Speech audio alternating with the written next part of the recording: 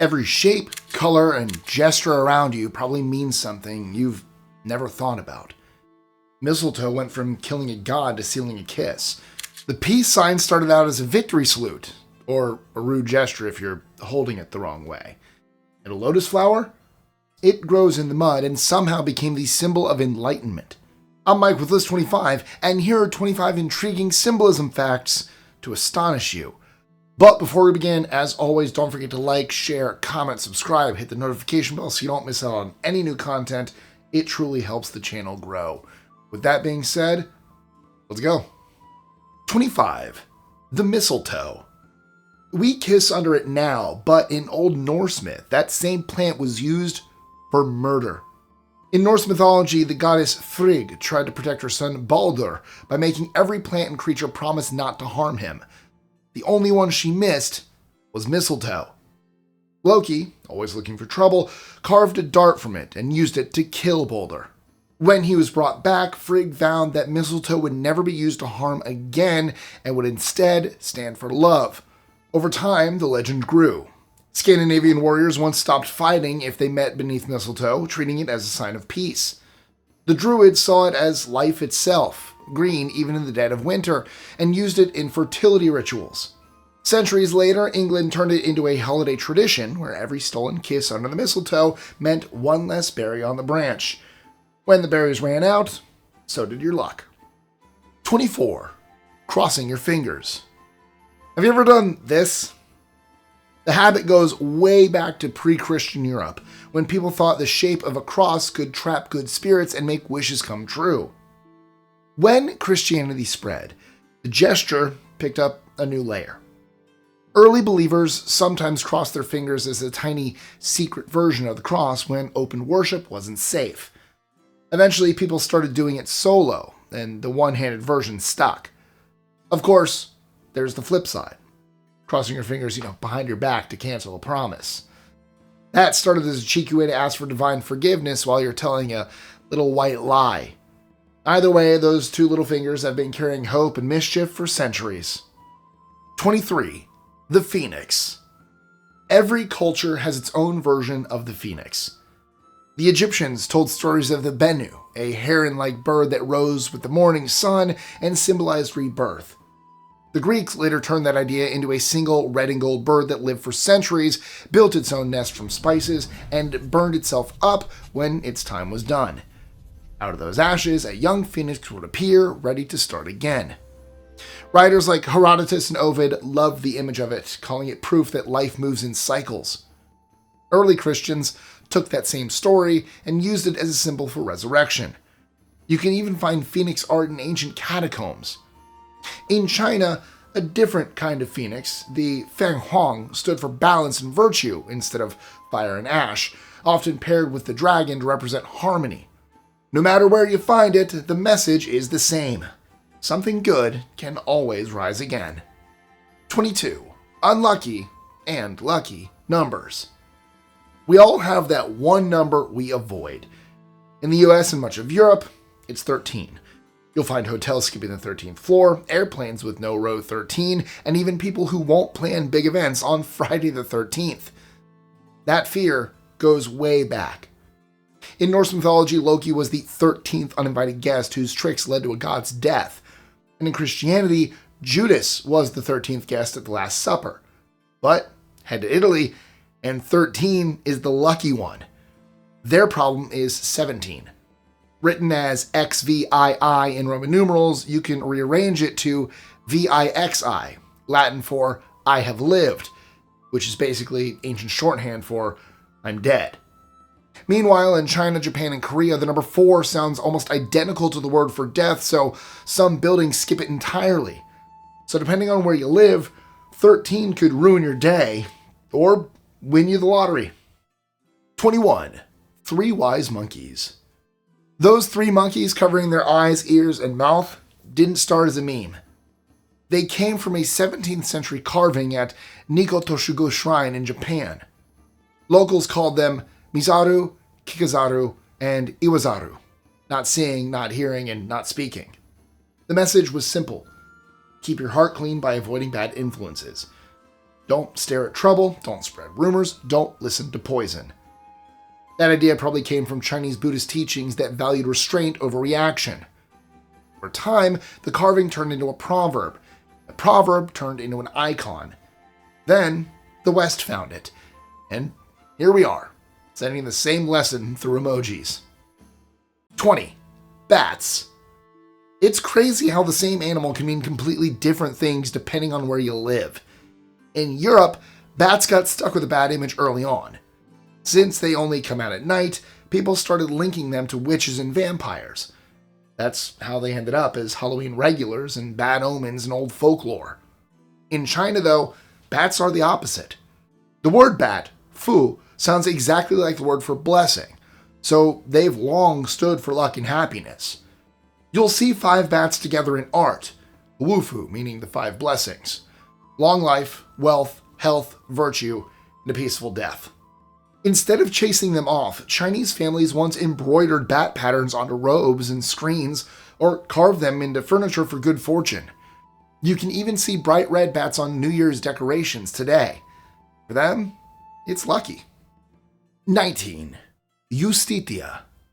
Lady Justice has been around far longer than any courtroom. Her roots go all the way back to ancient Egypt, where the goddess Ma'at represented truth and order. The Greeks had Themis, who stood for divine law, and her daughter Dike, who carried a pair of scales to weigh human actions. The Romans later called her Justitia, the goddess of moral judgment, and that's the version that stuck.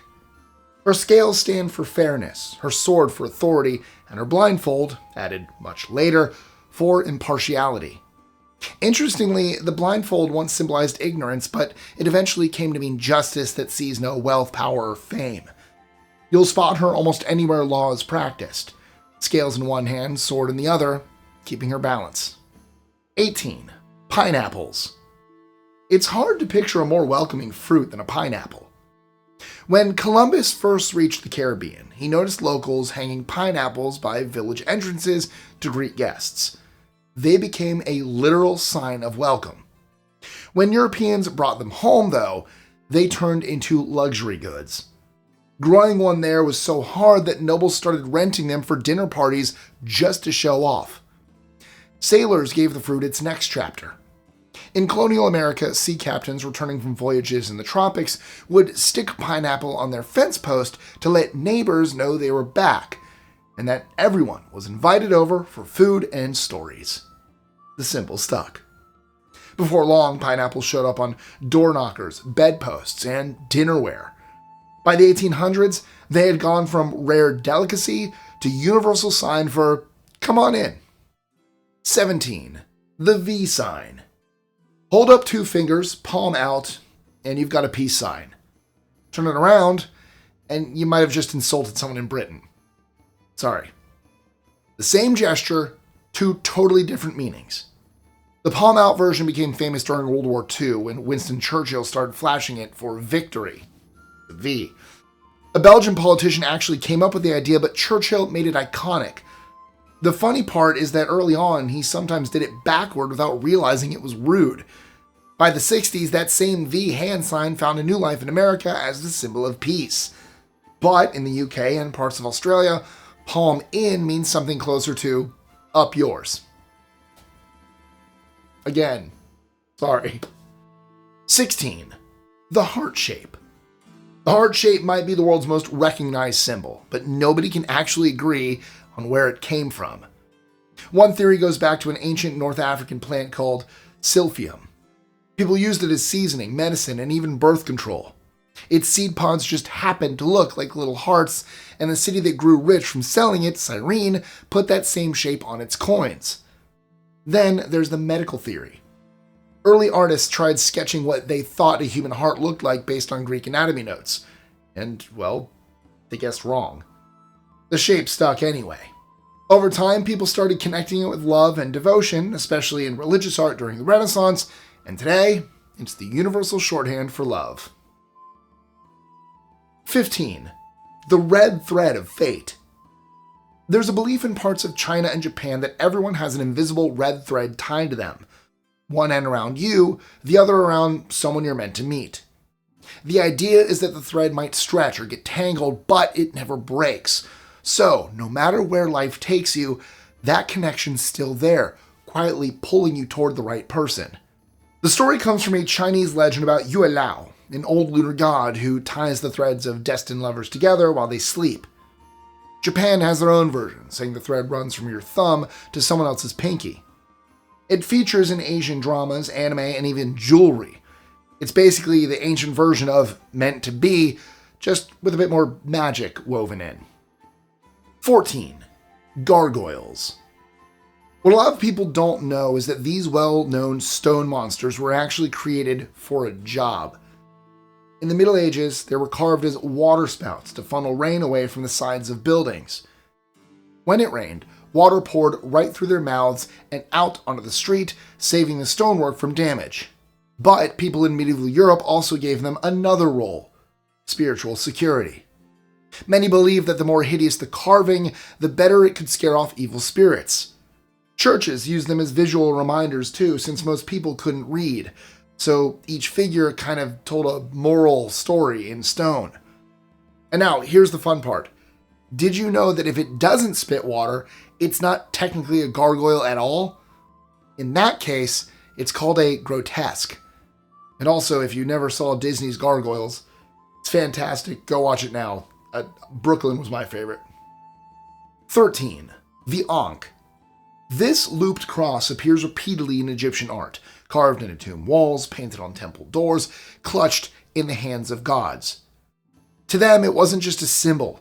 It was breath, sunlight, and existence all in one shape. Pharaohs were often shown holding it up to their lips as if drawing air straight from the divine. Artists painted gods like Isis and Ra, passing it down to humans, granting them life itself. Some think the design joined male and female energy. Others say it linked the earth to the sky. Nobody's really sure which is true, but they all treated it as the shape of life itself. 12. The Lotus Flower. The lotus is everywhere, in temples, yoga studios, even jewelry. But what it stands for hasn't changed in thousands of years. It grows in muddy water and still opens clean every morning. That alone made it a symbol of purity and enlightenment from Egypt to India. The Egyptians saw blue lotuses close at night and open with the sun, so they linked it to rebirth and creation. In Hindu stories, gods like Vishnu and Lakshmi sit on them, floating above the world's mess. Buddhists took it further, saying the soul grows the same way, pushing through the muck of ignorance until it reaches light. Each color tells its own story. White for purity, blue for wisdom, and pink for the Buddha himself. It's one of those rare symbols that crossed religions and centuries without losing meaning. 11. Broken Arrow. Have you ever watched the 90s movie Broken Arrow? I know it's a bit dated, but I think before it came out, most of the world didn't know it was a code word for a lost nuclear weapon. Anyway, be that as it may, today's about symbolism, and it's actually amazing that a broken arrow used to mean something completely different. When peace was made after a fight, some Native American tribes would snap an arrow in half, sometimes tying the pieces back together with leather or sinew. It was their way of saying, "This weapon's done its job, we're done fighting." One well-known story says the Iroquois and European settlers used the ritual in the 1700s when they signed treaties to end hostilities. Two sides that couldn't see eye to eye, now joined by one broken arrow. It's still used today as a sign of reconciliation and healing. 10. The Phrygian Cap. That red, cone-shaped hat with the floppy tip has seen more revolutions than most flags. It's called the Phrygian Cap, and it started out as a simple piece of headgear worn in ancient Anatolia, in what is now Turkey.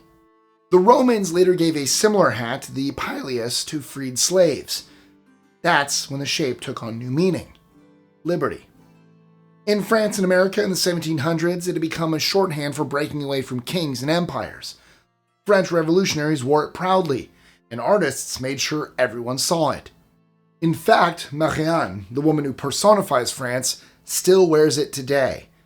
It's appeared on flags, coins, and paintings, and even ended up on Haiti's coat of arms too. 9. The World Tree. If you lined up every ancient culture on Earth and asked them to describe life, chances are someone would point to a tree. The Norse had Yggdrasil, a giant ash tree that held up 9 worlds. It came complete with gods in the branches, the dead in the roots, and even a dragon chewing away underneath. The Mayan version was a ceiba tree doing almost the same thing, its roots sinking into the underworld and its branches touching the heavens. The idea shows up again in India, where the Ashvatha tree grows upside down, its roots in heaven, its branches reaching toward earth. It's different names and different myths, but they're all basically telling us the same thing, that everything is connected. 8. The Green Man. You'll find this interesting face made of leaves in everything, from fountains to church arches, everywhere across the world. Sometimes he's smiling, sometimes he's snarling, and in most carvings, vines spill right out of his mouth like he's breathing the forest itself. Nobody knows exactly where he came from, but versions of him date back to ancient nature worship.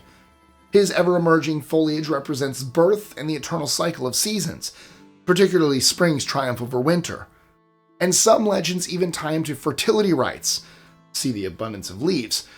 It's a mystery why an essentially pagan image made its way into Christianity, but maybe by adopting this image, Christian churches may have been trying to keep people happy, sort of an acknowledgement of nature's power while preaching God's dominion.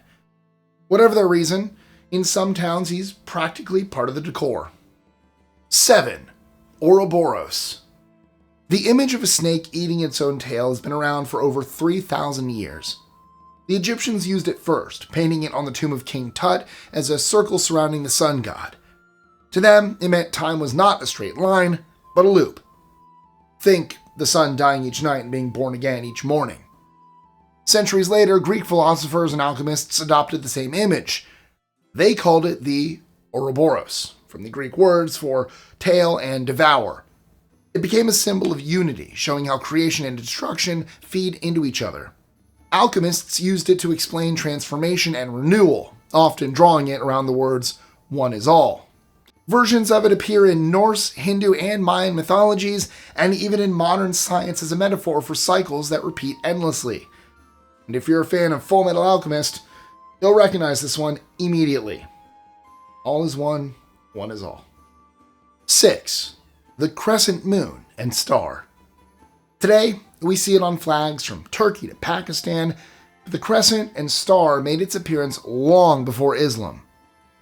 The symbol dates back over 4,000 years to ancient Mesopotamia, where it stood for the moon god Sin and the sun god Shamash. The Greeks later gave it to Artemis, their moon goddess, and the Romans passed it on to Diana. Even Christian art used it to crown the Virgin Mary. By the time Islam spread across the Middle East, the crescent was already everywhere. The Seljuk Turks in the 12th century used it in Anatolia, and their Ottoman successors turned it into a royal emblem. When Sultan Abdulhamid II launched his pan-Islamic campaign in the 1800s, he flew the crescent and star on a green flag, and the world started connecting it with Islam itself. 5. Maneki-Neko. Let's get into the story of Japan's famous lucky cat, the Maneki-Neko. They're almost everywhere, from storefronts to restaurants, offices, and even as Meowth from Pokemon. The tradition goes back to the Edo period, around the 1600s. One popular legend says a poor monk let a stray cat live in his temple. One day, a samurai took shelter nearby during a storm and noticed the cat beckoning him inside. Moments later, lightning struck the spot where he had been standing. Grateful to be alive, he donated the temple, and the lucky cat was born. Now, different colors mean different blessings. White for good luck, gold for prosperity, black for protection. Now, in Japan, a cat with its left paw up is said to invite customers, while the right paw calls in wealth. Some statues even raise both, just to be safe. 4. The Handshake. It's one of those universal things we all do without thinking, but the handshake has been around for thousands of years. The concept, in all probability, started as a peace signal. When two people met, offering an empty right hand, I know it's my left, just go with me, meant I'm not holding a weapon. Some say the shake itself was to make sure nothing sharp was hidden up a sleeve. Be that as it may, the earliest known handshake shows up in a 9th century BCE carving of an Assyrian king meeting a Babylonian ally. The Greeks used it to seal oaths. The Romans stamped it onto coins as a symbol of friendship, and by the Middle Ages, it had turned into a gesture of trust. The modern handshake, the one we use as a greeting, didn't appear until the 1600s, when Quakers decided it was more equal than bowing or tipping a hat. It caught on fast, and by the 1800s, etiquette books were already warning people not to squeeze too hard. 3. The Scarab Beetle. Okay, did you know the ancient Egyptian sacred Scarab Beetle was inspired by the humble dung beetle? It's not the most glamorous origin story, I know, but it meant everything to them. The Egyptians looked at how these bugs rolled their balls of dung over the earth and buried them in the ground, and they saw something cosmic in that. To them, the ball represented the sun being pushed across the sky, and the beetle itself became a symbol of the god Khepri, who renewed the sun each morning. Because of that, scarabs came to stand for rebirth and the cycle of life. They showed up on jewelry, tombs, and even wrapped inside mummies as heart scarabs to help the dead find new life in the afterworld. 2. The Peacock. There's a reason artists never get tired of painting peacocks. I mean, have you ever seen one? You don't have to explain them. Those feathers alone could pass for crowns. In ancient India, the bird was actually sacred. Shah Jahan, the same emperor who built the Taj Mahal, even had his throne shaped like 2 jeweled peacocks. And when invaders stole it, they even kept the name. Probably because you don't mess with that kind of branding. In ancient Greece, Hera gave the bird its famous eyes after Argus, her 100-eyed servant, was killed. In China, the same pattern came to mean luck and protection. Wherever it showed up, it wasn't just about beauty, but more of a promise that someone powerful was watching. 1. The Irish Claddagh ring. If you're very lucky, you might be familiar with the Irish Claddagh ring, 2 hands holding a crowned heart. But do you know the history behind it? It started with a teenager named Richard Joyce from Galway, Ireland, who set sail for the West Indies in the 1670s. He never made it. Pirates hijacked the ship and sold everyone into slavery in Algiers. Joyce was bought by a goldsmith, and instead of breaking, he learned. 14 years later, the English king struck a deal to free his people, and Joyce went home with a new trade and an idea for a ring that told a story. He fused 2 Roman symbols of loyalty, clasped hands of Phoebe rings with a heart and crown, love, friendship, and loyalty. It became Ireland's most recognizable heirloom and has been passed down through families and worn all across the world. And that's all I have for you today. But before you go, let's see how sharp you are. Which fruit once became such a luxury item in Europe that people rented it out just to show off? Was it A, mangoes, B, pomegranates, C, papayas, or D, pineapples? Drop your answer in the comments below and tell me what topic you want to see us tackle next. And you know what? If you thought today's list was full of surprises, just wait until you see what ordinary stuff can actually do. My related video, 25 everyday items still hiding secret functions, dives into objects you've seen 1,000 times, but never really looked at. The link's about to show up right here any minute now. Thank you guys so much for watching. As always, like, share, comment, subscribe, notification bell, and I'll catch you again next time. Apologies for my voice. I was at the Buccaneers game this weekend, and it still has not come back. So, I'll see you again next time. Love you all. Go Bucs. What's your favorite symbol? Let me know.